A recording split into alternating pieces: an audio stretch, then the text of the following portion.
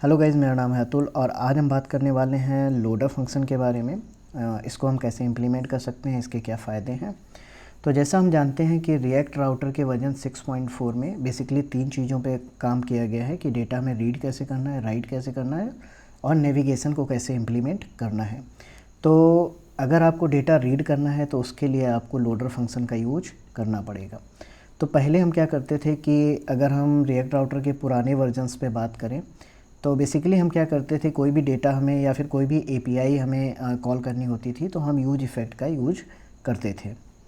और वहाँ पे प्रॉब्लम ये थी कि यूज इफ़ेक्ट फंक्शन जो होता है या फिर हम कह सकते हैं यूज इफ़ेक्ट जो हुक होता है वो कंपोनेंट रेंडर होने के बाद कॉल होता है, ठीक है।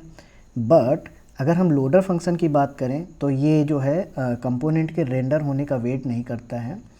जब तक आपका कंपोनेंट रेंडर हो रहा होता है तब तक ये क्या करता है, एपीआई कॉल करके डेटा मंगा सकता है।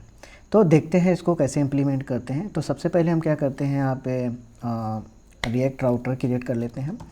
तो हम यहाँ पे बनाते हैं राउटर प्रोवाइडर और यहाँ पे हम राउटर क्रिएट कर लेते हैं, router create browser router. Array pass करते हैं, यहाँ पे एक राउट बना लेते हैं, पाथ प्रॉपर्टी ऐड करते हैं और पाथ हम रखते हैं स्लैश। एलिमेंट बाइंड करते हैं, एलिमेंट का नाम होगा होम। ओके, तो ये तो हमारी बेसिक चीज़ हो गई है और इस राउट को हम दे देते हैं राउटर प्रोवाइडर को। यहाँ पे हमने इसको प्रोवाइड कर दिया। अब हम होम कंपोनेंट भी क्रिएट कर लेते हैं, home.js RAFC। ओके, यप, तो ये होम कंपोनेंट। तो अगर हम बात करें यहाँ पे, अगर पुराने तरीके से हम कैसे डेटा फेच करते थे, तो यहाँ हम लिखते थे यूज इफ़ेक्ट और कोई भी डेटा अगर हमें फेच करना होता था हम यूज इफ़ेक्ट के अंदर फेच करते थे। ओके, तो यहाँ पे हम डेटा फेच करते थे। तो अभी हम देखते हैं कि पहले कौन सा फंक्शन कॉल होता है, पहले यूज इफ़ेक्ट कॉल होता है या लोडर कॉल होता है। तो यहाँ पे हम एक कंसोल ऐड करते हैं, console.log, और यहाँ पे हम लिखते हैं hello from use effect. Okay, तो मैंने ये लिखा है यहाँ पे और चलते हैं ऐप में। यहाँ पे अगर आपको लोडर फंक्शन बाइंड करना है तो सबसे पहले यहाँ पे आपको लोडर प्रॉपर्टी में एक फ़ंक्शन असाइन करना होता है इस तरीके से, ठीक है। तो ये फंक्शन असाइन करेंगे तो जब भी हमारा क्या होगा, जब भी हम इस राउट पे विज़िट करेंगे तो ये फंक्शन जो है कॉल हो जाएगा। और ये जो है हमारे कंपोनेंट, मतलब जो ये हमारा होम वाला पेज है या फिर हम कह सकते हैं होम वाला जो कंपोनेंट है, इसके रेंडर होने का वेट नहीं करेगा। जब हमारा कंपोनेंट रेंडर हो रहा होगा तो साथ ही साथ में ये फंक्शन भी कॉल हो जाएगा, ठीक है। तो हम यहाँ पे ये कंसोल ऐड करते हैं और यहाँ लिखते हैं हेलो फ्रॉम लोडर और यहाँ से हम कुछ रिटर्न कर देंगे, नहीं तो आएगी एरर। फ़िलहाल के लिए हम यहाँ से नल रिटर्न करते हैं।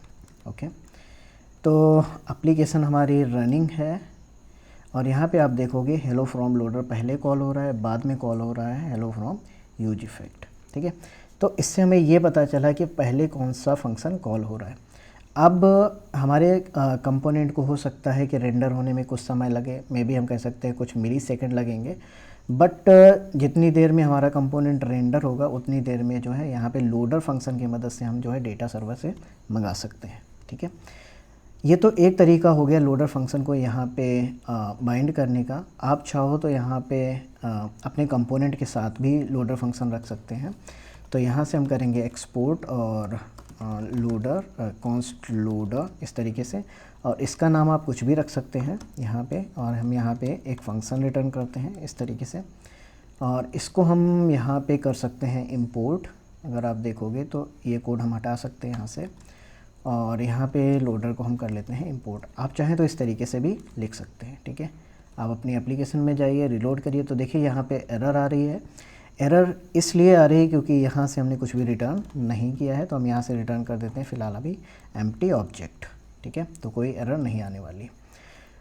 तो अभी हम अगर इसमें रिटर्न करें फर्स्ट नेम लाइक अतुल, ठीक है, तो ये वाला जो डेटा हम यहाँ लोडर फंक्शन से रिटर्न कर रहे हैं वो हमें यहाँ पे कैसे मिलेगा, इस कंपोनेंट में कैसे मिलेगा।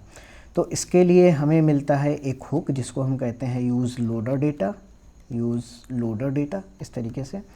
इसको आपको कॉल करना होगा और यहाँ पे डेटा आप जो है एक वेरिएबल में असाइन करा सकते हैं, लाइक हम कह सकते हैं डेटा, ठीक है।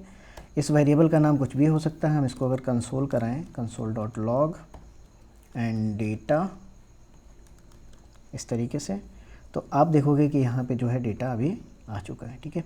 इसके अंदर आप इस तरीके से भी डेटा पास कर सकते हैं। यहाँ पे आप API कॉल भी कर सकते हैं, जैसे कि हम यहाँ पे अगर API कॉल करें तो इसको API कॉल हम async await की मदद से करने वाले हैं। तो fetch, ठीक है, यहाँ पे कुछ URL होगा और const res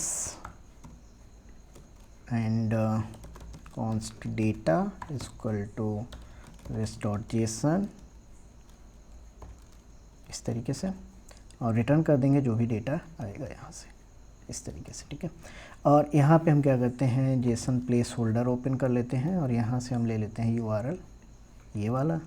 तो फ़िलहाल के लिए अभी हम एक टू डू मंगाते हैं इस तरीके से। और अभी आप अगर देखेंगे तो यहाँ पे टू डू आ जाना चाहिए, res.json not a function. Okay, fetch await, हमें यहाँ पे अवेट लगाना होगा, अवेट, ओके। तो आप देखोगे कि यहाँ पे जो है टू डू आ चुका है। तो इस तरीके से आप किसी भी डेटा को मंगा सकते हैं और इसी तरीके से आप कितने भी राउट्स यहाँ पे क्रिएट कर सकते हैं। जैसे कि हम यहाँ पे क्या कर सकते हैं, एक और राउट क्रिएट कर सकते हैं, लाइक अबाउट एंड एलिमेंट कोई भी आप इसके साथ बाइंड कर सकते हैं। अभी हम यहाँ पे डिवाइड कर लेते हैं और लिखते हैं अबाउट एंड यहाँ पे आप लोडर फंक्शन इसके साथ भी। तो जितने भी आपके राउट्स होंगे सभी के साथ आप यहाँ पे क्या कर सकते हैं, लोडर फंक्शन बाइंड कर सकते हैं, ठीक है। तो यहाँ पे अगर हम लोडर फंक्शन बाइंड करें, लोडर फंक्शन यहाँ पे इस तरीके से कुछ, और रिटर्न करते हैं यहाँ से नल, ठीक है। और यहाँ पे अगर आपके पास लाइक डायनेमिक राउट है, जैसे कि डायनेमिक राउट हो गया, हम कह सकते हैं कुछ इस तरीके से, okay, path colon ID something like this and element, okay, and हम यहाँ पे कर सकते हैं लाइक फ़िलहाल हम बना लेते हैं डिटेल, ओके। एंड यहाँ पे हम क्या करते हैं, लोडर फंक्शन हम डिटेल कंपोनेंट में ही बनाएंगे। तो लिखेंगे डिटेल्स डॉट JS RFC यहाँ पे, ओके। एंड यहाँ पे हम लोडर फंक्शन बना लेते हैं, कॉन्स्ट लोडर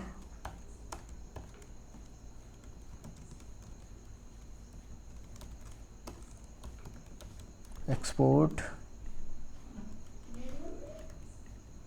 सो यहाँ से हम एक्सपोर्ट करेंगे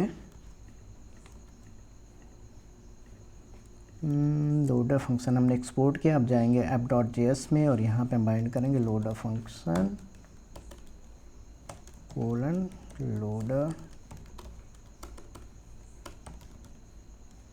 ओके। एंड ये लोडर जो होगा, हम यहाँ पे सबसे पहले डिटेल को इंपोर्ट करते हैं, तो डिटेल, और यहीं से हम लोडर को भी इंपोर्ट कर सकते हैं, लोडर एज हम कह सकते हैं डिटेल्स लोडर, और इसको यहाँ पे हम कर लेते हैं इस तरीके से, ओके। तो ये हमने राउट डायनेमिक वाला इसलिए बनाया क्योंकि अगर हमारे पास डायनेमिक राउट है तो ID कैसे मिलेगी उसको देखने के लिए हमने यहाँ पे बनाया। तो चलते हैं हम डिटेल राउट में यहाँ पे, और यहाँ पे हमें मिलेंगे आर्गूमेंट्स। अभी फ़िलहाल हम रिटर्न करते हैं यहाँ से रिटर्न नल एंड चलते हैं यहाँ पे लाइक /1 समथिंग लाइक दिस। तो आप देखोगे कि यहाँ पे डिटेल्स प्रिंट हो रहा है, ठीक है। और अब अगर हमें ये ID चाहिए यहाँ पे, तो उसके लिए आपको यहाँ पे लिखना होगा पैरम्स इस तरीके से। और अगर हम इसको कंसोल कराएं, console.log पैरम्स, तो आप देखोगे कि यहाँ पैरम्स के अंदर आपको ID मिल रही है, ठीक है। तो मतलब अगर आपको यहाँ पे चाहिए तो आप ऐसे लिख सकते हैं पैरम्स.id, तो आप देखोगे यहाँ पे 1 मिल जाएगा। अब अगर आपको यहाँ पे API कॉल करनी है तो आप सेम इसी तरीके से यहाँ पे API कॉल कर सकते हैं। ये कोड हमने यहाँ से कॉपी किया, यहाँ पे पेस्ट किया। Okay, let me copy it again,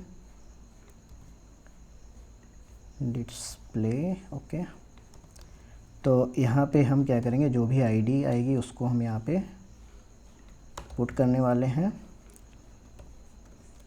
तो लिखेंगे params.id। ओके, उसको कर लेते हैं async। ओके, यहाँ पे डेटा लेने के लिए हम करेंगे यूज लोडर डेटा, इस तरीके से const डेटा इक्वल टू, अगर हम यहाँ पे इसको कंसोल करें, console.log डेटा। ओके, तो जो भी आईडी हम यहाँ पे पुट करेंगे वो डेटा आपको यहाँ पे मिलने वाला है। आईडी 1 का डेटा भी आ रहा है। अगर हम यहाँ पे आईडी 19 पुट करें तो यहाँ पे आईडी 19 का डेटा आने वाला है। ठीक है, तो आई होप आपको समझ में आया होगा कि लोडर फंक्शन किस तरीके से काम करता है। और अगले लेक्चर में हम बात करेंगे कि अगर हम डेटा फेच कर रहे हैं, उसमें अगर डेटा फेच करने के दौरान अगर कोई भी एरर आ जाती है तो उसको हम कैसे हैंडल करेंगे। तो आज के लिए इतना ही। Thank you.